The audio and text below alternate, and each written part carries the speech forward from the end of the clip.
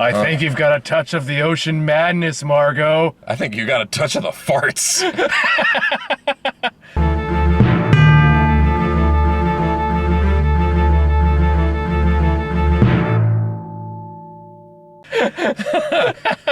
All right. So, hi. Hello. We're going to talk about Review 2 of the night. Let's talk about The Lighthouse. The Lighthouse. When I saw the trailer for this initially, I was so excited. I can't tell you how fucking excited I was. I don't think I was excited as you. Was like, oh, that looks interesting. Oh, no. I saw it and I was like, oh, because The Witch is one of my favorite horror movies of the past 10 years.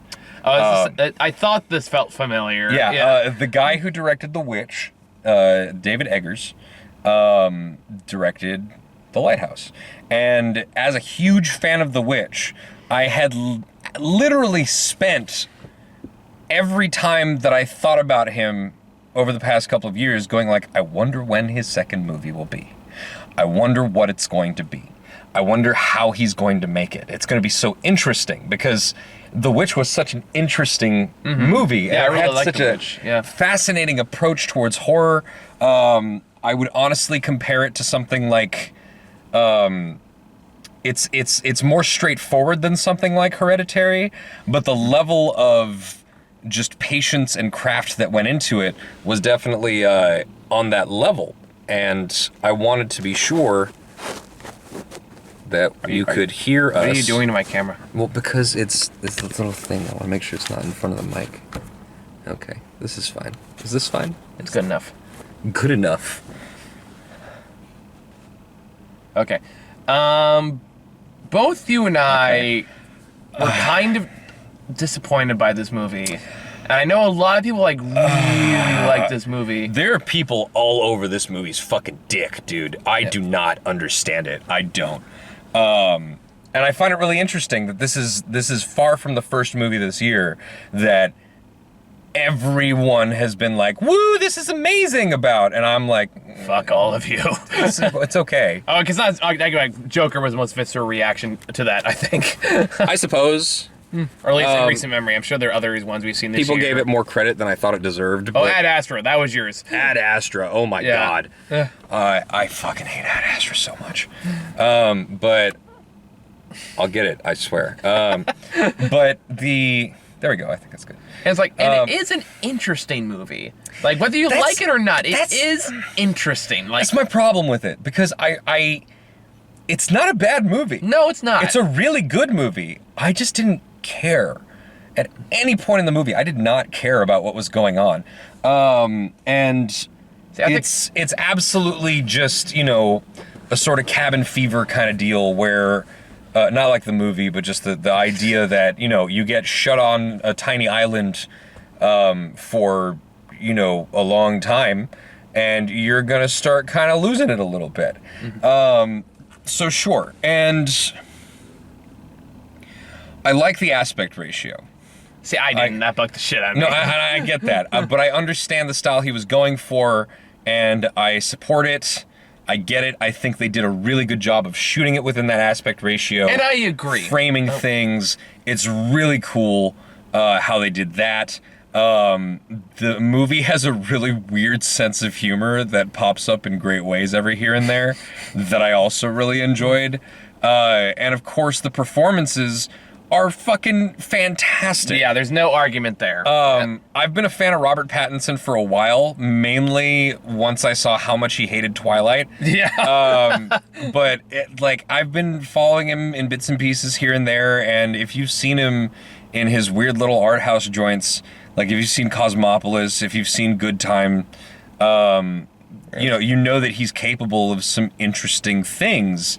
And so seeing him cast as a, scruffy lighthouse wiki across from Willem Dafoe, who is... And I love Willem Dafoe. Who is doing Willem Dafoe as well as anybody could possibly do, because holy shit, Willem Dafoe is basically a cartoon pirate.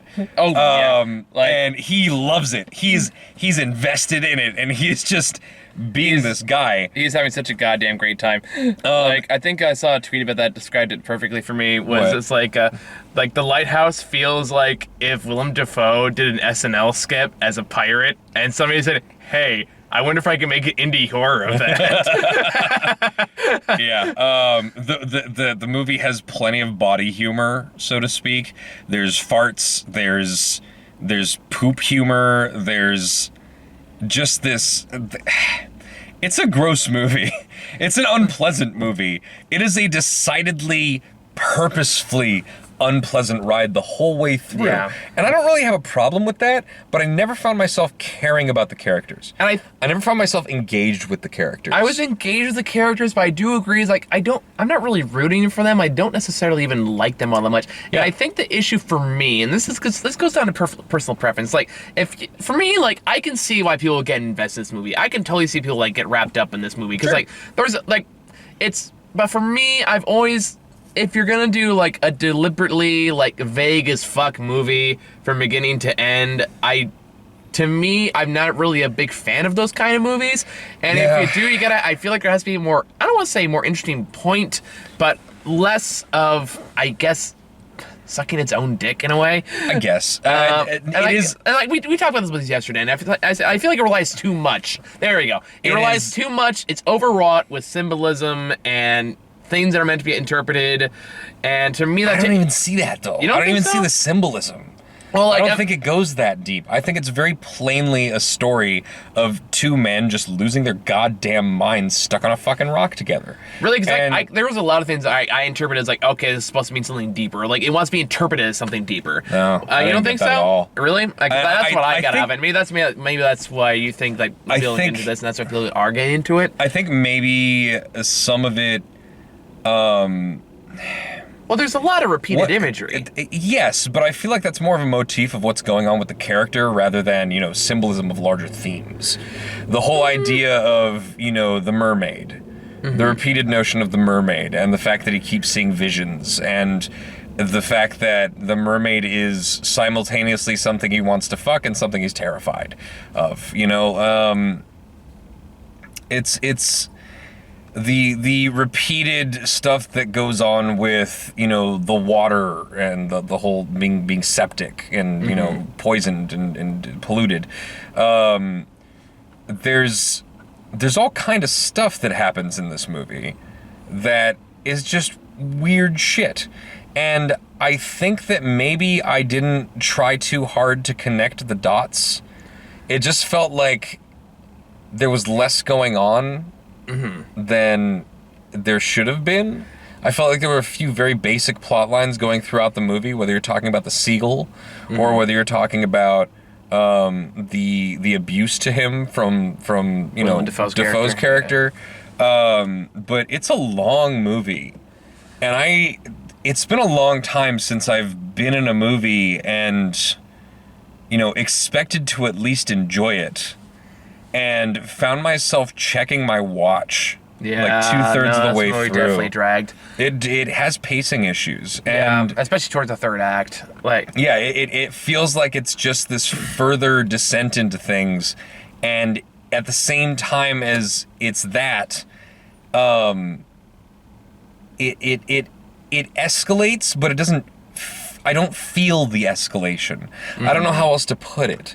Like, the escalation is physical, it's on screen, but I don't feel the emotional escalation. I just feel like it's not like something that goes like this, it's just something that goes like this.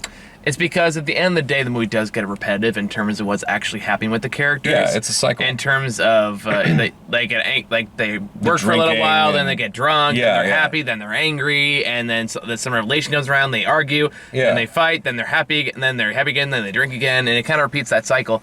And it just feels, and again, there are parts where like, okay, it feels like it's leading up to a beat, and then it'll drag out that beat longer. And then you think, okay, now that part's finally resolved, and then like, no, it's not. Here, it's back again. Yeah. So there's a lot of like start and stop in terms of the resolution to something that's worth building up for, especially like when it comes to the actual conflict between Dafoe and Patterson. I don't know how much I really have to say about this movie. I can think of some things to talk about. I do think if we want to go into spoiler territory, I'm happy to. Yeah, I fucking it's And I could see why a lot of people really like this, and it's definitely a well-made movie, but for some reason it just didn't click for me, even though I really, really liked this director's last movie, and I don't know why. See, for me personally, I feel like if you really wanted to, this is a movie you can really argue about anything, and I think it kind of works against it in a way. You could use... Okay, that could be... If you're going to go macro with the potential symbolism of things, that I feel like you could do that with a lot of movies. That's very true. But I feel like the point is, like, there's not... That's my point, though, is I don't think there's a consistent enough plot, or at least... Yeah, the plot is very bare bones. Yeah. I feel like well, that goes. There's not a whole lot meat there to make it feel like it actually has a point. Although I feel like it's trying to say something, but what it is so vague and kind of all like I'm not even gonna say all over the place. Just like vague and relies too much on things that are just kind of like, well, here's this thing that exists now. Well, here's my thing with it. First off, there was some really cool imagery in this movie. Like, again, I'm not arguing like really the actual like the production shot. value. I really like the one shot where Willem Dafoe's just shining the light out of his eyes into that weird exterior shot where like it's clearly not real, but it's just this image. And then the very end when he does see the light and he has that moment of like fucking madness before collapsing and falling down the stairs and whatever the hell that was supposed to be. Which like that goes like Again, that felt like there was a part that was supposed to be like building up some crescendo, like some ultimate point. It was like, okay, what the hell was it trying to even do? It felt weirdly, I don't know why, because I think about it, and in my head, logically, and even artistically, it feels like that moment is a crescendo. It feels like it should work as a crescendo, but in remembering how I felt during that moment was just like, okay, well, yeah, this is where it was going. Yeah. It didn't feel like a surprise. It didn't feel terrifying or horrifying. It just felt like I was watching this happen. Yeah. And it's like, ooh, what's there in the tubs? And then the light thing opens up, and it's like, oh! Maybe because my perspective through this movie was that he was being gaslit by Willem Dafoe's character. That was the impression I got out of it. Like, if there wasn't an overall point, like it was like I think that's the problem, because looking back on it afterwards, realizing that I don't think Willem Dafoe's character was gaslighting him. I think it was abusive and shitty to him. But gaslighting kind of a form of abuse. It is a form of abuse, but it's a form of abuse where it's telling you things that you think are true or not true. By abusive, I mean yelling at him and shit. In terms of, when Willem Dafoe tells him, things that he was doing, that you just saw a scene where the roles were switched. Maybe Willem Dafoe was telling the truth. Maybe Pattinson's character was actually the one who was mad the whole time. Like, all of this, basically, I feel like I need to watch it again with keeping in mind that Pattinson's character is actually going mad and he's a completely unreliable narrator, as opposed to being a kind of unreliable narrator who's having, bad dreams and weird visions and stuff, Which, like, again, like... And I think that's why a lot of people are really going hard for this movie too. Is like there is a lot of whole up to interpretation elements to it. I think I need to see it again. I think I need to see it again, keeping in mind that Robert Pattinson is the one going crazy the whole movie. But and you're seeing it from his perspective. I think that could be a cooler movie. But viewing this as a thing where I'm just like, all right, he's the protagonist. Let's see. Even when you find out, even when you get to the point where you realize that is the twist, it just doesn't, it doesn't resonate. Yeah, no, I agree. And that's because we don't really begin to know Patterson as a character until he's right about to leave the island after 4 weeks. Yeah. We don't really we have glimpses of what he was like before he got there, but his full character doesn't really shine until until he starts going mad, and that's kind of a problem because the son is he starts drinking. Yeah, but and again that's the problem. It waited too long to start building that character. If that makes sense, because at that point, it's like Defoe was the one that was defined as like, okay, this is clearly what he's about. I mean, I can see that. I can see that as being deliberate, but at the same time, that doesn't mean it's good. That exactly. Yeah. Exactly. Like I'm saying that was a fault. Like I'm not saying that wasn't intentional or like saying it was deliberate. Like everything in this movie is very clearly, deliberately designed. Yes. And deliberately constructed. It's a meticulously crafted film. Yeah. So like, it's a really well constructed film. They went through a lot of trouble to make sure they got a lot of details right. And what's crazy is that all the shit you see with the island is real. That is an actual island. Like all the weather and stuff that happens, that's real. Yeah. They didn't fabricate any of that. Like that is actual nature happening. So that's kind of amazing and really cool. But that doesn't mean that it does mean it didn't fucking work for me. Yeah. It just didn't. And like I said, like I think for me, I do tend to get annoyed in movies that are like are too much of the up to interpretation angle, because like, okay, and that's okay to an extent. Not me. Like there are movies that like I can kind of like get away with, like was the Scarlett Johansson movie came out a few years, Under the Skin, I think it was. Well, I still haven't seen that one. It's on my list. You should really go watch it. I know. That was years ago, man. I know, and it's been on my list for years. It's one of those things where it's like you want to sit down and really dedicate yourself to watching a movie, and I don't get that much time to do that anymore. But like, and there are times I can enjoy that. But there's a case like in movies, especially like this, where the main character, main protagonist, just doesn't really grab you the way that it should. Okay. I'm just gonna tell you this. Have you ever heard of or seen the movie Last Year at Marienbad? I have not. Is it trippy as balls? I don't know about trippy is the word, but if there was ever a movie that was open to interpretation, it's this fucking movie. Deliberately so. To the point where the writer of the book that the movie is based on, like, it was known to be a book that they said this can't be filmed.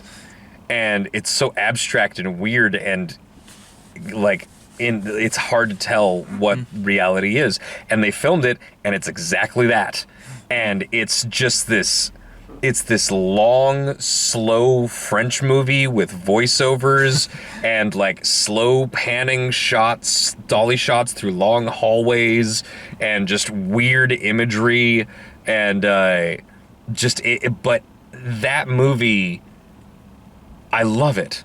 I really love that movie because it does give you a weird framework to work within, and it does give you cool motivations for the characters to have. And I did find it weirdly engaging because you don't know who the protagonist is in the movie. Well, there's an element of enjoyment to that. Well, each of the characters doesn't really know. Like, you get the impression that there's one character that doesn't know what's real and who's telling the truth. There's one character who is trying to convince that character to come with them, and there's another character who's trying to stop that person from getting the other character to go. They're the three characters. Everyone else in the movie is just like background, and you get the impression that maybe they're not even real because there are shots where they're all just standing still, and the three main characters are the only ones that are actually doing things. So, yeah, if you're talking about weird, open to interpretation, artsy, black and white, like weird things, that's not the problem. Yeah. There's something wrong with this movie. There's something missing from this movie specifically. And again, I have weird fucking opinions. But this should be something that's right up my fucking alley. Yeah. It's even from a director that I fucking love, and it just doesn't work for him. It just didn't. And like, because we both agree that it's very well crafted and very well acted. No question. But again, like I think you and I are on the same page for different reasons, I feel. Sure. I mean, absolutely, go see it. Yeah, like, I think that movies like this should be given more credit. I think that this movie should get a lot of attendance. People should go see this movie because we need more movies like... I want more weird shit like this. Even if this missed for me, it's the kind of movie that I want to see more of. You know what this movie kind of makes me think of? What? Like, you ever go to an art gallery and you see like a... you ever see like a painting that's just like a bunch of circles, and so it goes like, oh, it's a statement on the human condition. Like, no, man, it's just a bunch of fucking circles. Like, that's kind of what this movie feels like in a weird way. Yeah.